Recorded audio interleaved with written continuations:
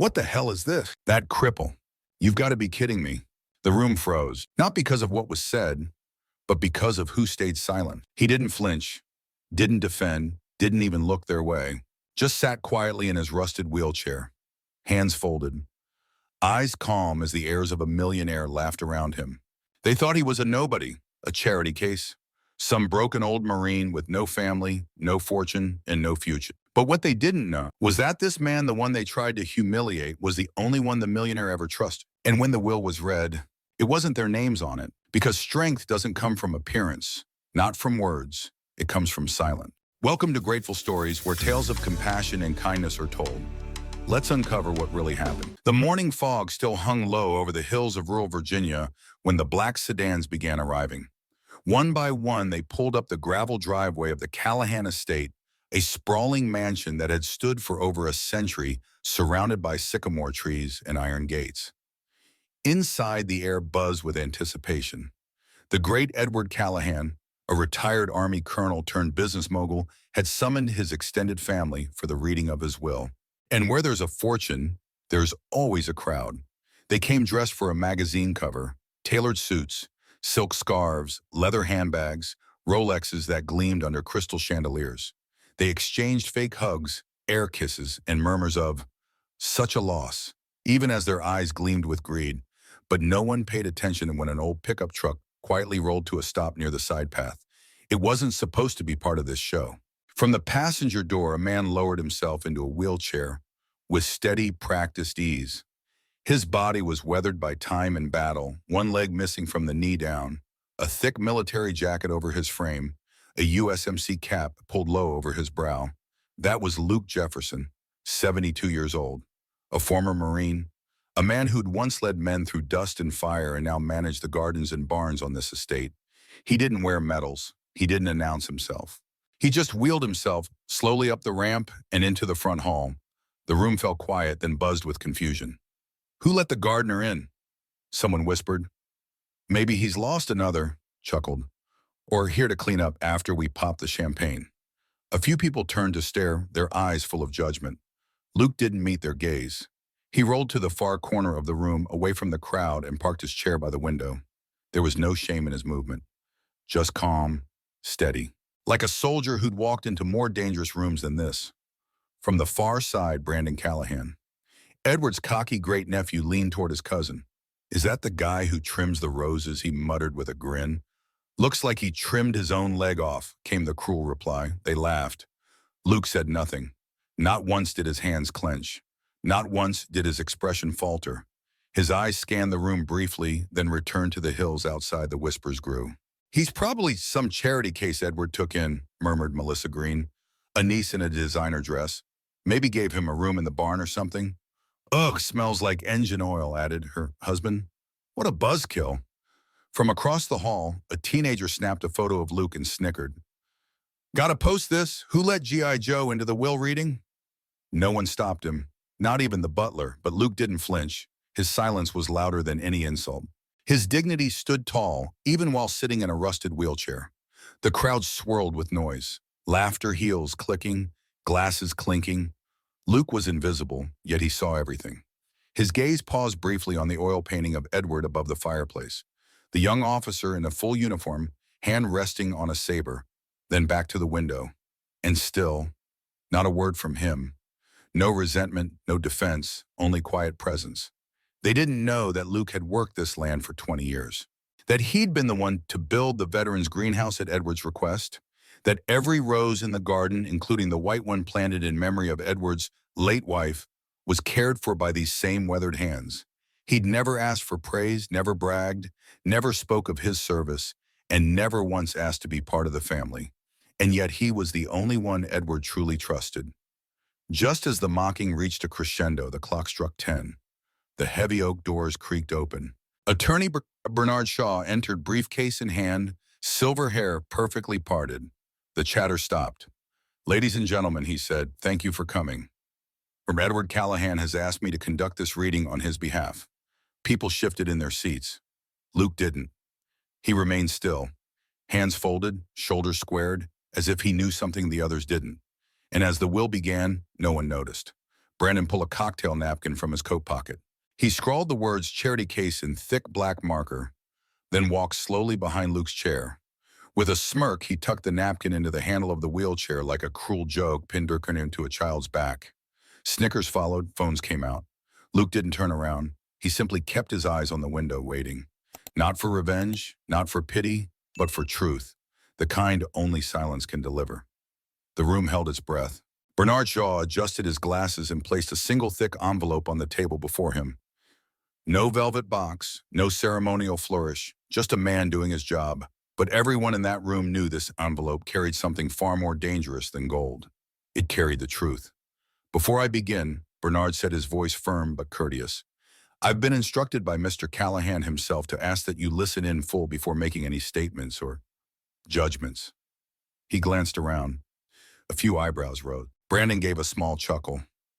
Melissa rolled her eyes, but Luke, he didn't blink. His eyes remained on the mist beyond the hills. A pale reflection of the fireplace flickered against the window pane near him. He didn't move, didn't even flinch when someone near the back whispered, It's probably some dramatic stunt. Old man always loved theatrics, Bernard continued undeterred. This is the last will and testament of Edward James Callahan, he said, executed 6 months ago. Signed, witnessed, and filed in accordance with Virginia law. The legalese fell on designer ears that were barely listening. Everyone just wanted to know who gets what. Brandon leaned forward in his chair, fingers steepled like a corporate king waiting his crown. His gaze flicked to the painting of Edward, then to the lawyer, then back to the charity case sitting quietly near the window. He smirked. This'll be good. Bernard unfolded the document. I, Edward James Callahan, being of sound mind and clear intention, declare this to be my final will. The room rustled. Melissa adjusted her scarf. Clara uncrossed and recrossed her legs. Roger's phone buzzed on silent. He glanced, ignored it. Bernard's voice was steady, deliberate, every word chosen. To my extended family, whom I have watched from both near and afar, I leave this message. Inheritance is not a birthright. It is not a prize for simply sharing blood. It is earned or lost. Someone scoffed, someone else cleared their throat. But Bernard kept going. You believe you knew me, that our dinners, holidays, and occasional check-ins were enough to prove loyalty. But true loyalty doesn't need a calendar reminder, and respect cannot be worn like a suit jacket. A ripple moved through the crowd, fidgeting, whispering, nervous glances as if Edward was still watching from the wall. And in some ways he was. Luke remained still, not out of fear but from choice. He didn't fidget, he didn't react, he listened, as he always had on patrol in silence in war zones where listening was the difference between life and death. Bernard continued, his voice tightening now. There is one among you, he read, who has never once asked me for anything, who showed up in storms not for inheritance, but to fix the roof on the greenhouse, who never boasted of medals or memories, who watered my wife's rosebush every Sunday morning without fail, who spoke with his actions and let silence carry his strength. Now the room stirred. Eyes darted. Someone muttered, "Oh no!" Another hissed, "This better not be about that cripple." Clara's phone slid slowly into her purse. Brandon's jaw tensed, and still, Luke said nothing. The lawyer looked down at the last paragraph. I leave my estate in full to the only person who showed me what family means. Not through blood, but through quiet loyalty. My house, my land, my business shares, my vehicles, my accounts, everything. He paused, then said the name, Luke Jefferson. Gasps broke the air like gunfire. Melissa stood up so fast her chair scraped the marble. Brandon shouted, "What?" Roger dropped his glass. Clara's mouth opened, but no words came out. Even the butler, Peñar, quiet in the corner, dropped the silver tray. But in the middle of the chaos by the window, Luke simply blinked. Not wide-eyed, not shocked, just blinked. He turned his head, slightly, eyes meeting Bernard's across the room. Bernard gave a small nod. Luke nodded once in return. That was it. No speech, no gloating, no dramatic gasp of surprise. Because Luke hadn't come for wealth. He'd come for the man who once told him, if anything ever happens to me, you'll know what's right. And Luke had always known the silence didn't last. It never does in a room full of people who believe they've been robbed. What the hell is this? Brandon barked, standing up so fast his chair toppled. Is this a joke? Melissa hissed, her voice sharp, her designer bangles clinking as she slammed her fist onto the table. That cripple! You've got to be kidding me. Luke didn't move. His eyes returned to the window where the fog was beginning to lift. The hills beyond were turning gold in the morning sun. He liked that view. Someone forged that will. Roger snapped. It's obvious. He's a nobody, a gardener, a broken vet. Bernard Shaw remained calm, but his voice was firmer now. The will is legitimate. Witness notarized, backed by supporting documentation. Medical files, photographs, recordings. You expect us to believe Edward gave everything to him. Clara pointed a trembling finger toward Luke. The man hasn't even said a word. At that moment, Luke slowly turned his head toward her. No anger, no defense. Just a look, steady, unshaken. The kind of look you can't argue with. Clara blinked, then looked away. Do you want proof? Bernard asked, already reaching into his briefcase. Because Edward expected this reaction, and he prepared for it. He pulled out a small black remote, pressed the button, a soft click echoed from the far wall. The grand painting of Edward began to slide upward, revealing a recessed monitor. It flickered to life, and then there he was, Edward Callahan, alive. The room froze, not a single breath was drawn. He sat in a leather chair, older and thinner than his portrait, but his eyes were just as sharp, cold, intelligent, commanding. The timestamp in the corner read, Live feed, April 15th, 03 a.m. Edward folded his hands in front of him, then spoke. If you're watching this, I'm assuming the screaming has started.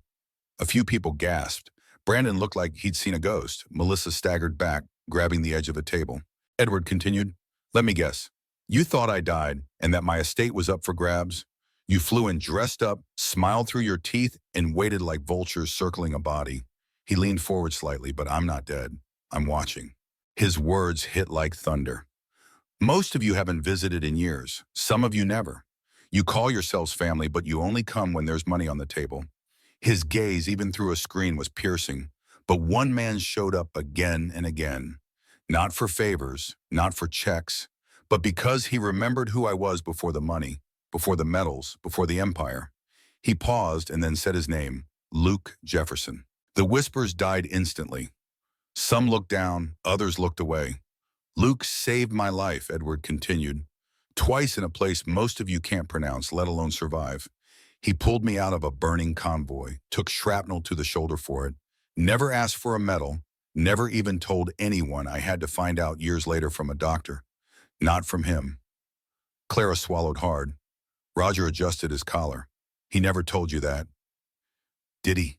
Edward's smile was faint, but it held weight. Of course he didn't, because Luke doesn't talk for credit. He acts quietly, consistently, with more honor than any of you put together. In the corner, Luke's hands rested still on the wheels of his chair. He wasn't proud. He wasn't smug. He was just present, solid, like stone in a storm. Edward's voice dropped lower, almost like a confession. When my wife died, I broke. Most of you sent flowers. Luke brought me soup and sat with me. 3 hours, said nothing, just sat there. He looked off screen as if remembering that moment. That silence saved me. He turned back to the camera. I faked the will reading to see how you'd treat him, to see if any of you had dignity when no one was watching. And now I've seen the screen faded to black. The painting slid back down with a soft hum. The room was quiet. Then someone whispered, This isn't fair. Another muttered, He tricked us, but no one yelled anymore. They couldn't because the truth had spoken, and its voice had been calm, firm, and irrefutable. Luke didn't move, didn't smile, didn't cry. He just sat there as steady as the land he'd cared for, knowing he'd never needed to prove anything, because the only man who mattered had always seen him clearly. The silence in the room was no longer peaceful. It was sharp, heavy, a silence that scraped against pride and shattered egos, the kind that filled the air, right before a storm tears the roof off. Bernard Shaw didn't wait. He opened the second folder from his briefcase, black leather sealed with a red ribbon. His voice was calm, almost gentle. This, he said, is an addendum, signed 3 days ago, Mr. Callahan's final request and a clarification of consequence. No one moved. The air felt electric. Per Mr. Callahan's directive, any individual who insulted, mocked, or conspired to humiliate Mr. Luke Jefferson during today's proceedings is hereby with immediate effect removed from the will. This includes all financial real estate, and intellectual assets. The first gasp came from the left side of the room. Names, Bernard continued, have been compiled through live security footage, audio recordings, and eyewitness accounts. He looked up, met their eyes, and yes, there are plenty of witnesses. Then, like a slow drumbeat of justice, he began, Brandon Callahan. The cocky air went pale. You can't be serious. Security approached calm but firm. You don't have the right. You forfeited that right the moment you called a veteran. A gardener with one leg, Bernard replied. Brandon shoved his chair back, knocking over a glass. But no one stood with him. No one stopped the guards. He was escorted out alone. Melissa Green. She clutched her pearls. My husband's a lawyer. This won't stand. Bernard didn't even glance up. You called Mr. Jefferson a charity case twice and laughed when someone pinned that phrase to his wheelchair. She sputtered, tried to speak, then went quiet as the guards flanked her. She followed head down. Roger and Carol Simmons. The couple stood together until Roger let go of Carol's hand and muttered, "This is your fault." Her gasp was lost beneath the scrape of their shoes on marble. Gone.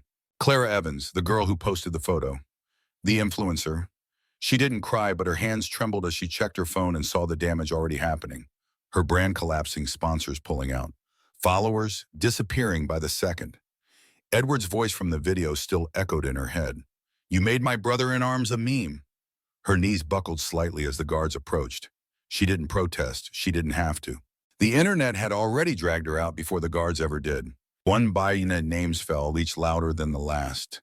Each face twisted in some unique shade of shame. Some left shouting, some left in silence. But all left, and Luke still hadn't said a word. He remained by the window, the morning sun now warming the back of his weathered jacket. He hadn't even looked at the people being escorted out, because he already knew that none of their opinions had ever mattered. Only one person mattered, and that person had already spoken. By the time the final name was called, only 7 people remained in the hall. Of the 43 who had arrived, only 7. 3 of them had never spoken during the event, never sneered, never whispered. They had simply sat and watched. One was the elderly butler who had quietly handed Luke a glass of water when no one was watching.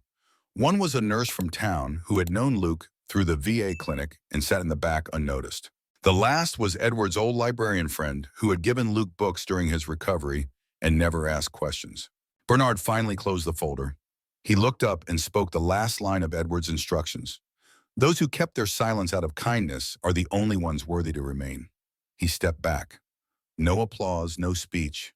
Just the weight of quiet justice lingering in the air. Luke looked down at his hands, calloused, scarred still. He hadn't moved in over an hour, but he didn't need to because today the world had moved around him. And for once, it had moved in the right direction.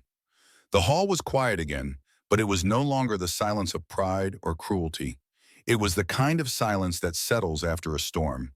Heavy, clean, and final. Luke remained where he was, hands still on the wheels of his chair, but something in the air had changed. Not respect. Something deeper. Recognition. In a corner of the room, the sunlight warmed the oak walls as Bernard gathered his things. Then he looked at Luke, really looked at him, and gave the kind of nod a soldier gives to another, not because he had to, but because he knew. And that's when the memories began to surface. Not for the crowd, not for applause, but quietly inside Luke. Afghanistan, 1985, it was dusk when the convoy came under fire. They were moving through a narrow pass, 6 Humvees, 2 armored trucks, and 1 scout vehicle at point. Luke was in the scout, so was Captain Edward Callahan. That's when the first RPG hit. The blast tore through the canyon wall, flipping the lead truck. Smoke screams, radio static. Luke was out of the vehicle before the tires stopped spinning. His leg was already torn open, but he crawled toward the wreckage anyway. Inside, Edward was unconscious, his arm pinned under the steel frame. The flames were spreading, gas leaking. The others shouted for him to wait. Medics were coming, but Luke didn't wait. He dragged Edward out with one arm and a busted knee. The truck exploded 2 seconds later. No one knew, not really. Not until months later, when the medic who treated Luke reported the burns. Even then, Luke just shrugged, said it was nothing serious. 3 years later, a valley in Nuristan. An ambush. Edward had been promoted to Major. Luke was already considering retirement. They were scouting terrain when shots rang out. Edward was hit in the shoulder and fell down a ravine. The team couldn't find him. It was Luke who went down. By rope alone, it was Luke who carried Edward up that cliff inch by inch, blood trailing behind him. Edward was unconscious for most of it. When he woke up 2 days later, Luke was gone, back on patrol like nothing happened. Luke never told the story. Not once, even when Edward tried to bring it up years later. Luke just smiled. "Wasn't about me," he'd say, "just doing what needed to be done." Years later at the estate, Edward sat on the back porch, his eyes glassy after the funeral, his wife gone after a long battle with cancer. No words had been spoken in over 3 hours. Luke sat beside him, bowl of homemade chicken soup in one hand, thermos of black coffee in the other. He didn't speak, didn't console, didn't offer advice, just sat. Edward finally broke the silence. "You ever get tired of being the one who shows up?" Luke didn't look at him, just took a sip of coffee and said, "Someone's got to do it." That was Luke. He never showed up for the spotlight. He showed up for the moment people forgot they needed someone, the moment that would have passed quietly if not for him.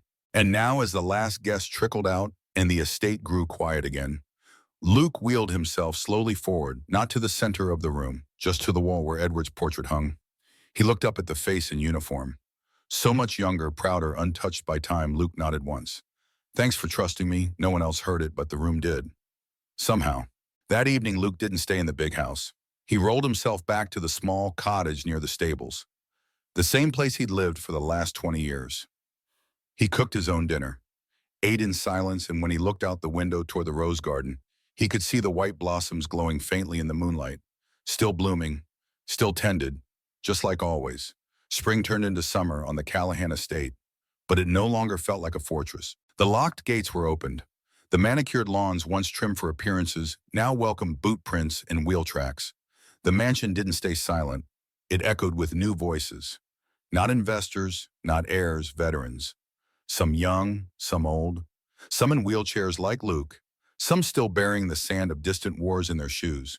They didn't come for money. They came for something harder, to find a place to breathe. 2 months after the will reading, the Callahan estate was no longer listed as private property. It had become the Jefferson Center for Veterans and Quiet Service. No red carpet, no press release, just a wooden sign nailed into the front gate, hand-painted. Weathered, it read, "You don't need to say much, just show up." Luke never cut a ribbon. He never gave a speech. He just kept showing up. The rooms that once hosted cocktails and inheritance arguments now held therapy circles and rehab beds. The wine cellar converted into a workshop where veterans rebuilt bikes and prosthetics. The rose garden, still there, still blooming, and every Sunday morning like clockwork. Luke watered the white rose first, the one Edward planted for his wife. Then he'd wheel past the new greenhouse where volunteers grew vegetables for the local food bank. He never asked their names. He just nodded when they showed up, because showing up was enough. Brandon tried to come back once, 6 months later. He stood at the gate in a rental car holding a gift basket and a shaky smile. Luke met him at the fence. Didn't open the gate, didn't raise his voice, just said one thing. "You saw who I was when no one else was watching." Then he turned around and wheeled away. Brandon never came back. Clara's video apology went viral. Not for redemption, but because people saw the truth in contrast. 1,000 comments flooded in. "I'd rather have one Luke Jefferson in my life than a million influencers." And Luke, he never watched the video. He didn't even know it existed. He was outside fixing a fence. One foggy morning in October, a young Marine named James arrived at the center, quiet, 24, lost. Luke handed him a broom. Didn't say why. James swept the porch for 2 hours, then sat beside Luke on the steps. Didn't say anything either. Just sat like someone had once done for Edward. Years ago. That's how it spread. Not like wildfire, but like roots. Deep, slow, unshakable. By the end of the first year, over 300 veterans had stayed at the center, some for a week, some for good. Luke never asked for thanks, never kept a list. He just watched the light in their eyes come back, and that was enough. On the first anniversary of Edward's death, the staff gathered for a small dinner in the main hall. No speeches, no champagne, just stew, coffee, and stories. Someone raised a toast to Edward. Then another voice added softly, "And to the man who never needed recognition, but gave everything anyway." Everyone turned to Luke. He didn't lift his glass. He just nodded once. Quiet kindness, silent strength, that was all. The lights dimmed, the house quieted. Outside, the white roses glowed faint in the starlight. And inside, at the edge of the porch, Luke sat with a mug of black coffee, no camera, no headline, just a man who had been seen and decided to see others in return. Not for credit, not for legacy, but because someone had to do it. In our darkest moments, kindness still finds a way, often in the quietest places. Not everyone who helps wants recognition. Some just need to know that today, someone isn't going hungry. And sometimes, that alone is enough to change a life. You may forget the story, but if no one retells it, history stays silent forever. Subscribe to Grateful Stories, where justice is honored, kindness is remembered, and no act of quiet heroism is ever lost.